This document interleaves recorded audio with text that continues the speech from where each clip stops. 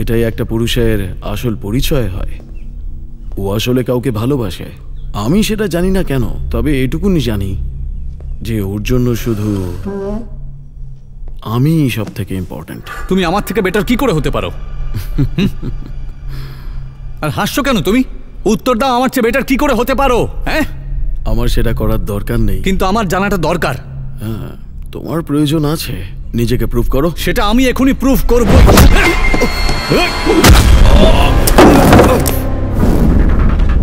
জো, কোনো ব্যাপার না, কোনো এটা কি? কিচ্ছু না, কিচ্ছু হয়নি ডিয়ার। এই, তুমি এটা কি করছো? তুমি নিজেকে ওর সামনে ছোট করছো। তুমি ঠিক বলেছিলে, অ্যাক্টিং এর তেমন কোনো প্রয়োজন পড়বে না যদি তুমি নিজেই একদম সঠিক হতো। ডিয়ার, তুমি দেখলে ওর আসল নেচারটা কি? তুই আর একটা কথা বললে না। ভুলে যাও না, ও আমাকে পছন্দ করে।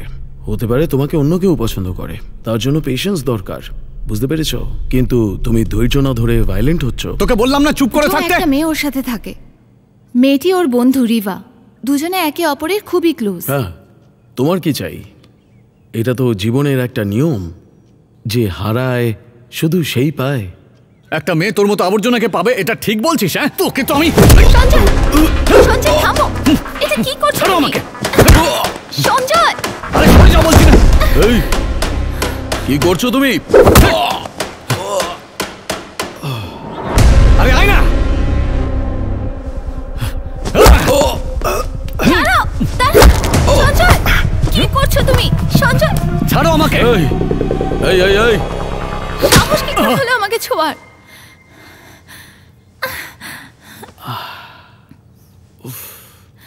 কি অভদ্র ছেলে। তোমার সাথে কোনো মেয়ে কিভাবে থাকে? আরে কে তুই? সঞ্জয়, কোনো ব্যাপার না ডিয়ার, ওকে নিজের রাগটা বের করতে দাও। দেখো, মাথায় মেরো না, কিন্তু মাথা ফেটে যাবে। এই লোকটার সাথে আমি তোমাকে একা ছাড়তে পারবো না, তাতে যাই হয়ে যাক না কেন। আশা, তো তুমি ওকে শেষ করে দেবে, তাই না? সঞ্জয়, আমি যেভাবে থাকতে চাই সেভাবেই থাকবো, তাতে তোমার কি এসে গেল? ফেসবুকে প্রোফাইল বানিয়ে মেয়েদের জীবন নিয়ে তুই খেলা করিস, তাই না? কোন ব্যবসাতে তুই একে লাগাবি বল? তুমি এখনো ওখানেই আটকে আছো। ভাই, ওই দিন কবে চলে গেছে। এখনকার মেয়েরা খুব স্মার্ট হয়ে গেছে, নিজের জীবন ওরা নিজেই ডিসাইড করে। যদি আমি ভুল কিছু করি, ও আমাকেও ছেড়ে দেবে। আগেকার দিনের মতো নয়, মেয়েরা ছোট বয়সেই সিদ্ধান্ত নেয়। বড় এলো, রেড স্ট্রিট নিয়ে কথা বলছে। মানে যেখানে চাইবি তুই ওকে সেখানেই নিয়ে যাবি? তোমার কি সন্দেহ আছে?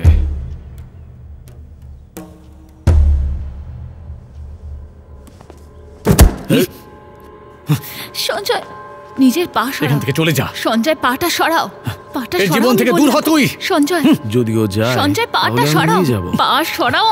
আমি ডিসাইড করব আমি কার সাথে থাকবো। পা সরাও তোমার।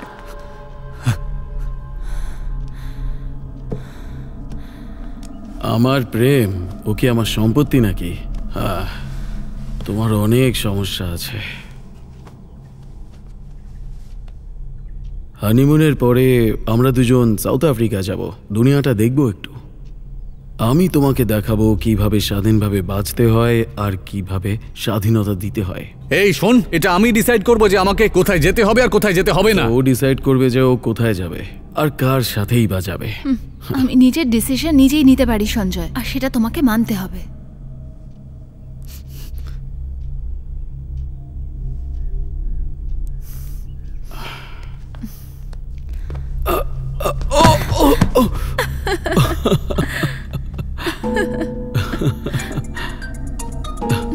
ফোনটা তোলো।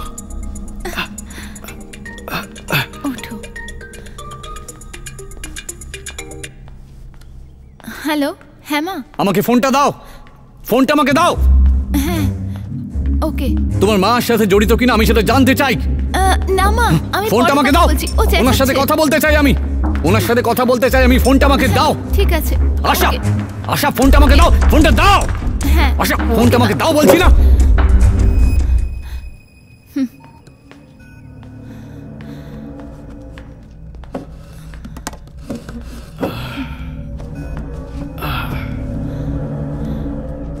অ্যাম্বুলেন্স এক্ষুনি বেরোবে। শান্তিতে এখান থেকে চলে যাও। মা এটা বলার জন্য কল করেছিল। তোমাকে এর সাথে একা ছেড়ে আমি কোথাও যাব না। তোমার মায়ের সাথে কথা বলতে চাই আমি। তোমার লজ্জা করে না সঞ্জয়? নিজের জীবন আমি নিজের ইচ্ছে বাঁচব। তোমার কি মনে হয় আমি মায়ের কথা শুনবো?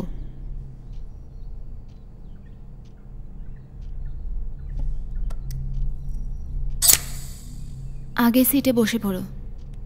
পেছনে একজন নার্স আর পেশেন্ট বসে থাকবে। অ্যাম্বুলেন্স আসতেই ওখানে বসে যেও।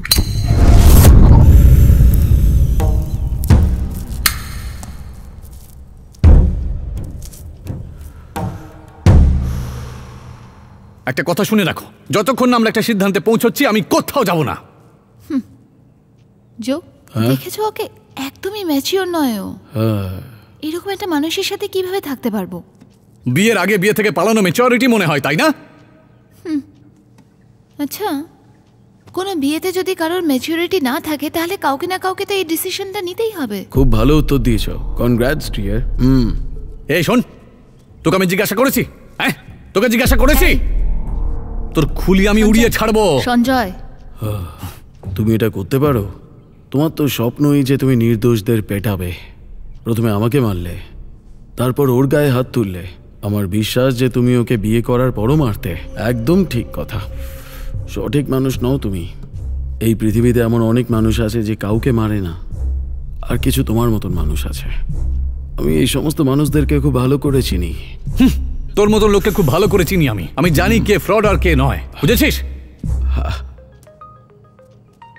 ফোনটা উঠিয়ে নাও, আমি কিচ্ছু বলবো না।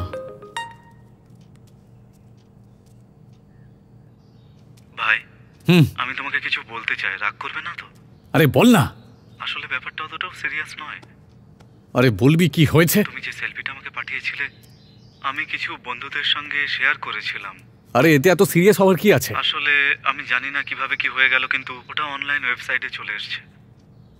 কি অনলাইন? হ্যাঁ ভাই, ওরা বলছে যে পারিপাল্লির একটা ছেলে হবু শ্বশুর বাড়িতে আটকে পড়েছে। এই ভাই, আমি আরেকজনকে দিলাম, কিন্তু হ্যালো, চিন্তা করার কিছু হয়নি। ওরা তোর নাম নিউজ পেপারে আসতে দেয়নি, আর যে